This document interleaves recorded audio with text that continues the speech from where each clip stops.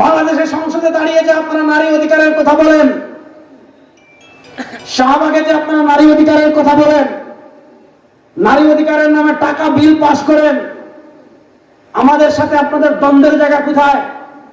আমরাও নারী অধিকার চাই, আপনারাও চান, তাহলে দ্বন্দ্ব কোথায়?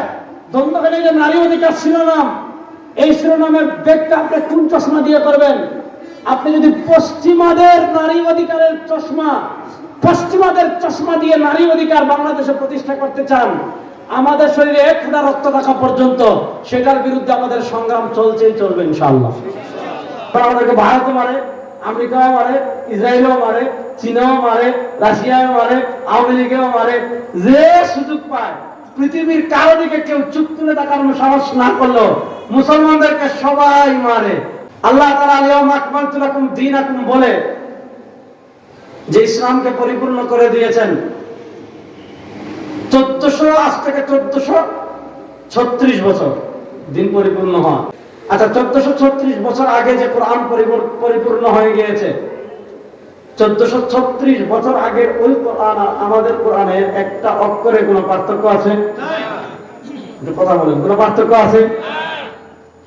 আচ্ছা, কেউ যদি মনে করে 1436 বছর আগের কোরআন আর 1436 বছরের কোরআনের একটা নুকতা বেশ কম আছে, একটা অক্ষর বেশ কম আছে, একটা হরফ বেশ কম আছে, আপনারা কি মনে করেন? কারো যদি বিশ্বাস এটা থাকে যে 1436 বছর আগের কোরআন আর আমাদের কোরআনের একটা নুকতার পার্থক্য আছে, আমি আপনাদের কাছে ফতোয়া জানতে চাই, তার ঈমান থাকবে না যাবে?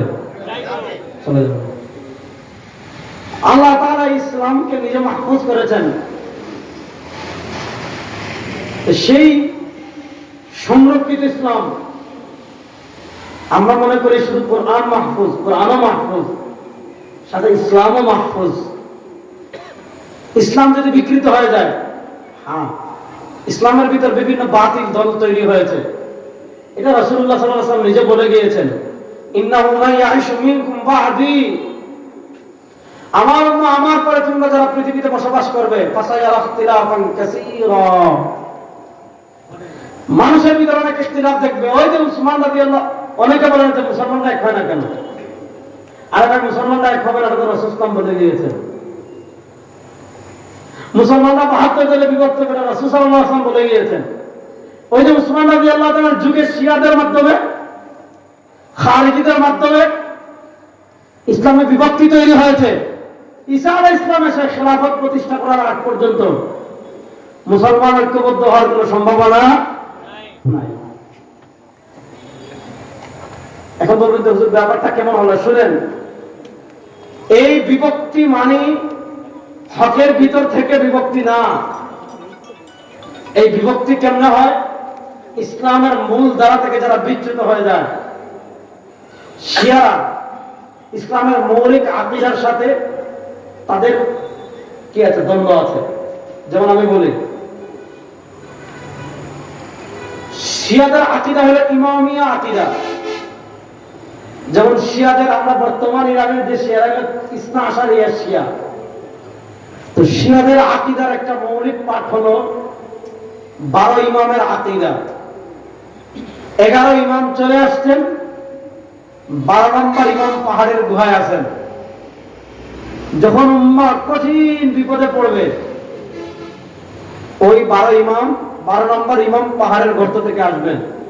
প্রশ্ন হলো, যদি 12 ইমাম বলতে কিছু থাকতেন, এখন পৃথিবীতে মুসলমানরা যে সময় অসহায়, যেরকম পৃথিবীতে মুসলমানরা অতীতে কখনো এরকম অসহায় ছিল না।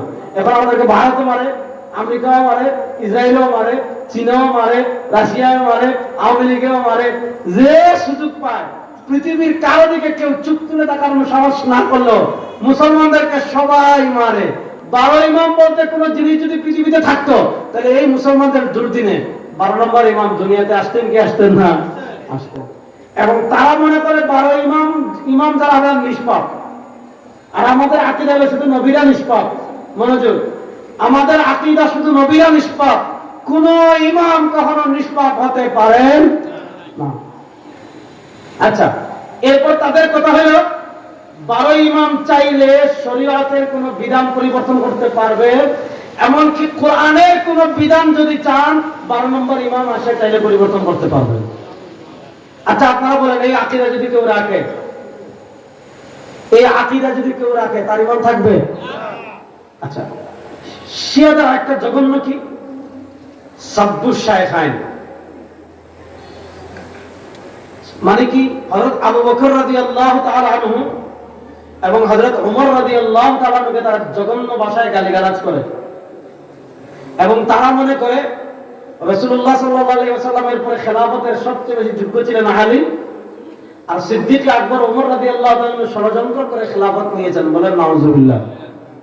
এজন্য সাব্বুস শাইখাইনটাও কুফর। কেউ যদি আবু বকর রাদিয়াল্লাহু তাআলা আনহু এবং ওমর রাদিয়াল্লাহু তাআলা আনহুকে গালিগালাজ করে এবং তাদের খেলাফত অস্বীকার করে, তার ঈমান থাকবে না। আরেকটা ভয়ঙ্কর আকীদা কি কাযাফ আয়েশা।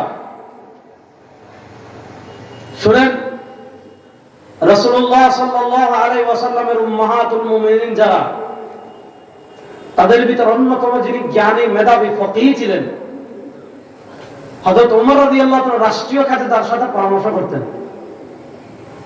তিনি হলেন আম্মা জান আয়েশা রাদিয়াল্লাহু তাআলা আনহা। আয়েশা রাদিয়াল্লাহু তাআলার ব্যাপারে মুনাফিকরা অভিযোগ দিয়েছিল। মুনাফিকরা কি অভিযোগ দিয়েছে? যে তিনি নাকি ব্যভিচারকারিণী ছিলেন, বলেন নাউজুবিল্লাহ। ব্যভিচারকারিণী মানে বলেন যদি পেশা, মানে নাউজুবিল্লাহ মানে জিনা করেছেন নিজের স্বামী ছাড়া অন্য পুরুষের সাথে। এই মুনাফিকরা যখন মদিনায়, আল্লাহ তাআলা কিছু সহজ সরল মুসলমান ছিলেন, সমঝনা চাহিয়ে। দেখেন, আয়েশা রাদিয়াল্লাহু তাআলা আনহা তখন মদিনায় দুর্ভিক্ষ চলছিল। আয়েশা রাদিয়াল্লাহু তাআলা শুকনো ছিলেন, শুকনো, আর তখন খাবারের অভাব ছিল, খাবারও খাইতে পারতেন, অনেক পাতলা ছিলেন। যুদ্ধের ময়দান থেকে যে পালকিতে করে তাকে নিয়ে আসা হচ্ছিল, তিনি ইস্তিনজা করতে বাহিরে গিয়েছেন, আর যারা পালকি এরা, তিনি এত মানে তখন শুকিয়ে গিয়েছিলেন, মনে করেছে তিনি ভিতরে আছেন, তো কি করেছে, তারা খালি পালকি নিয়ে চলে আসছে। আর আয়েশা রাদিয়াল্লাহু তাআলা তখন ইস্তিনজা করতে বাহিরে। আয়েশা রাদিয়াল্লাহু তাআলা যখন আসছেন, আয়েশা দেখছেন কাফেরা চলে গেছে। আর রাসূলুল্লাহ সাল্লাল্লাহু আলাইহি ওয়াসাল্লামের যুগের একটা সিস্টেম কি ছিল, যুদ্ধের একটা সিস্টেম ছিল, সব চলে যাওয়ার পর একজনকে পিছনে রাখে, যাতে কোনো কিছু রইল কিনা, কেউ থেকে গেল কিনা, এটা চেক করার জন্য। আয়েশা রাদিয়াল্লাহু তাআলা জানেন যে কি রাসূলুল্লাহ সাল্লাল্লাহু আলাইহি ওয়াসাল্লাম একজন সাহাবীকে পিছনে রাখবেন কেউ রইছে কিনা। তিনি তখন পর্দার বিধান নাযিল হয়ে গিয়েছে, বোরকা আবৃত করে বসে আছেন। হযরত সাফওয়ান রাদিয়াল্লাহু তাআলা পিছনে আসলেন দেখার জন্য, আশা দেখবেন আম্মা জান রয়ে গেছেন। তিনি তাকে কি করেছেন, সাফওয়ান তার গিলাতে তুলেছেন, আর আম্মা জান আয়েশাকে তিনি টেনে টেনে নিয়ে গিয়েছেন। ওই যে মুনাফিকরা খবরদার খারাপ, এরা যখন দেখেছে তিনি পিছনে আসতেছেন, তার ব্যাপারে কি অভিযোগ দিয়েছে যে আম্মা জান আয়েশা তার সাথে খারাপ কাজ করেছেন, বলেন নাউজুবিল্লাহ। এটা নিয়ে অনেক হুলস্থুল মদিনায়। কিছু কিছু সহজ সরল সাহাবী বিশ্বাস করে ফেলেছেন। মদিনায় মুনাফিকরা দেখেন কথা কিন্তু একজনে ছড়াই দিলে এটা খালি শয়তান, তো খালি ফিসফাস করায়, ফিসফাস করায়, ফিসফাস করায়। চতুর্দিক থেকে যখন খালি ফিসফাস ফিসফাস ফিসফাস, রাসূলুল্লাহ সাল্লাল্লাহু আলাইহি ওয়াসাল্লাম আয়েশা রাদিয়াল্লাহু তাআলাকে বাপের বাড়ি আবু বকর রাদিয়াল্লাহু তাআলা ঘুরে দিয়ে গিয়েছেন। আমাদের আয়েশা বলেন এই সময় হচ্ছে কষ্টের সময়, আমার দুনিয়াতে আর কেউ নেই। আমাদের আয়েশা বলেন একদিন রাসূলুল্লাহ সাল্লাল্লাহু আলাইহি ওয়াসাল্লাম আমাকে বলতেছেন, ও আয়েশা, যদি তোমার দ্বারা গুনাহ হয়ে যায় তাহলে আল্লাহ তো ক্ষমা করে, আল্লাহর কাছে ইস্তেগফার করো। আয়েশা রাদিয়াল্লাহু তাআলা বলেন এই কথা বলার পর আমার মনে হচ্ছিল যে পাহাড় আমার উপর পড়ে যাচ্ছে, যে রাসূলুল্লাহ সাল্লাল্লাহু আলাইহি ওয়াসাল্লাম আমাকে কি করতেছেন, তওবা করার কথা বলতেছেন। আল্লাহ তাআলা তখন আয়েশা রাদিয়াল্লাহু তাআলা আনহার পবিত্রতা বর্ণনা করে, ওয়াল্লাযীনা জাউ বিল ইফকি উসবাতাম মিনকুম। আল্লাহ তাআলা আয়েশা রাদিয়াল্লাহু তাআলার চরিত্রের সার্টিফিকেট দিয়ে, এবং এটা যে একটা মিথ্যা অপবাদ, আল্লাহ তাআলা আয়েশা রাদিয়াল্লাহু তাআলার চরিত্রের বর্ণনা করে কোরআনুল কারীমে আয়াত নাযিল করে দিয়েছেন। সুবহানাল্লাহ, বড় আস্তে বললেন। এই জঘন্য শিয়া যেগুলা, এই শিয়ার বাচ্চা শিয়ারা, এই শিয়াদের ভিতর যেগুলা ইসনা আশারিয়া শিয়া, তারা এখনো মনে করে আল্লাহ তাআলা পবিত্র কোরআনে আয়েশা রাদিয়াল্লাহু তাআলার চরিত্রের বর্ণনা দেওয়ার পর এই শিয়ারা মনে করে যে আম্মাজান আয়েশা রাদিয়াল্লাহু তাআলা আনহা ব্যভিচারকারিণী ছিলেন। এবং ইরানের শিয়াদের প্রতি আমাদের আলাদা করে টান নাই। তাহলে বলবেন হুজুর আমেরিকার সাথে লড়াই করলে আপনিও তো ইরানের পক্ষে স্টেটাস দিচ্ছেন, বক্তৃতা দিচ্ছেন। হ্যাঁ দিচ্ছি। শিয়াদের সাথে আমাদের কোনো বন্ধুত্ব নাই। এরা নবীর দুশমন, এরা সাহাবা ইকরামের দুশমন, এরা আহলে বাইতের দুশমন, এরা হলো আম্মাজান আয়েশার দুশমন। তাহলে প্রশ্ন হলো হুজুর ইরানের শিয়াদের পক্ষে আপনি কেন বক্তৃতা দিলেন? শুনেন, আল্লাহ তাআলা যদি এক ইসলামের দুশমন দিয়ে বড় দুশমনদের শাস্তা করে দেন, আমাদের কোনো লস আছে? মনে করেন আপনাদের সোনাইমুড়ির দ্বন্দ্ব হইল চাটকিলের সাথেও আরেকটা থানা বলেন, বেগমগঞ্জের সাথেও। বেগমগঞ্জবাসীও আপনার দুশমন, চাটখিলবাসীও আপনার দুশমন। এটা একটা উদাহরণ দিচ্ছি, মনোযোগ। চাটখিলের সাথেও আপনার শত্রুতা, বেগমগঞ্জের সাথেও আপনার শত্রুতা। এখন কোনো কারণে চাটখিলবাসী আপনাদেরকে বেশি জুলুম করছে, বেগমগঞ্জবাসী তুলনামূলক কম। এখন মনে করেন চাটখিলবাসী শুধু আপনাদের না, পাশে ফেনী আছে, এদেরকেও মারে, লাকসামেও মারে, সুবর্ণচরেও মারে, এদিকে গেলে তোমার রামগঞ্জেও মারে, এদিকে গেলে সবাই মানে এরা হলো মুড়ল, এরা হলো এলাকার মুড়ল, সবাই এরা মারে। এখন কোন কারণে আপনার দেখা যাচ্ছে বেগমগঞ্জবাসীরে চাটখিলবাসী মারতেছে, তো স্বাভাবিকভাবে তখন আপনার সমর্থন চাটখিলের দিকে থাকবে।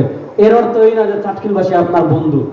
পৃথিবীর মোস্ট ওয়ান্টেড টেররিস্ট, আমি বলি পৃথিবীতে যারা শান্তির ফেরি করে বেড়ায়, দেখবেন আমেরিকা পৃথিবীতে শান্তির ফেরি করে বেড়ায়, এরা হলো পৃথিবীর সবচেয়ে বড় সন্ত্রাসী। আজকে তারা আমাদেরকে সন্ত্রাসী বানানোর চেষ্টা করে, আজকে তারা মুসলমানদেরকে জঙ্গি বানানোর ষড়যন্ত্র করে, আজকে পৃথিবীর প্রান্তে প্রান্তে মুসলমানদেরকে তারা শান্তি বিরোধী বানানোর চেষ্টা করে। অথচ আপনারা দেখেন প্রথম বিশ্বযুদ্ধে, দ্বিতীয় বিশ্বযুদ্ধে যারা লক্ষ লক্ষ মানুষ খুন করেছে এরা মুসলমান না। যারা পারমাণবিক অস্ত্র আপনার হিরোশিমায় মেরে লক্ষাধিক মানুষকে খুন করেছে তারা মুসলমান না। যে আমেরিকার হাতে লক্ষ লক্ষ মানুষের রক্ত লেগে আছে, এরা পৃথিবীতে শান্তির ফেরি করে বেড়ানো মানে শিয়াল মুরগির স্বাধীনতা দেওয়া। আপনি মুরগি খাঁচার ভিতর বন্দি করে রাখছেন, শিয়াল এসে বলবে দেখছো কত খারাপ, কত খারাপ, তোমার মালিক তোমারে বন্দি করে রাখছে, আমি যদি বানটা কোনো মতে ছেড়ে দিতে পারি তুমি মুক্ত বিহঙ্গে উড়ে বেড়াবা। আসলে মুক্ত বিহঙ্গে উড়ে বেড়ানো তার উদ্দেশ্য না, তার উদ্দেশ্য হলো যদি কোনো মতে খাঁচা থেকে বের করতে পারি আজকে রাত্রে ডিনারটা খুব ভালো হবে। ঠিক না ভাই? ঠিক। জন্য শুনেন, আমরা পৃথিবীতে শান্তিতে বিশ্বাসী, হ্যাঁ বিশ্বাসী, তবে পশ্চিমারা যে শান্তি চাপিয়ে দিবে ওই শান্তিতে আমরা বিশ্বাসী না। আমরা সেই শান্তিতে বিশ্বাসী যেই শান্তির কথা কোরআন এবং সুন্নাহয় আছে। আমরা নারী অধিকারে বিশ্বাসী, হ্যাঁ বিশ্বাসী। আমরা মানবাধিকারে বিশ্বাসী, হ্যাঁ বিশ্বাসী। আমরা শান্তিতে বিশ্বাসী, হ্যাঁ বিশ্বাসী। আমরা সেই শান্তিতে বিশ্বাসী যেই শান্তি কোরআন এবং সুন্নাহয় আছে। আমরা সেই নারী অধিকারে বিশ্বাসী যেই নারী অধিকার কোরআন এবং সুন্নাহয় আছে। আমরা সেই শিশুর অধিকারে বিশ্বাসী যেই শিশু অধিকার কোরআন এবং সুন্নাহয় আছে। আমরা সেই অধিকারে বিশ্বাসী যেই অধিকার কোরআন এবং সুন্নাহয় আছে। ওই আমেরিকার নারী অধিকার, পশ্চিমাদের চাপিয়ে দেওয়া নারী অধিকার, পশ্চিমাদের চাপিয়ে দেওয়া মানবাধিকার আমরা মানি না, মানতে পারি না।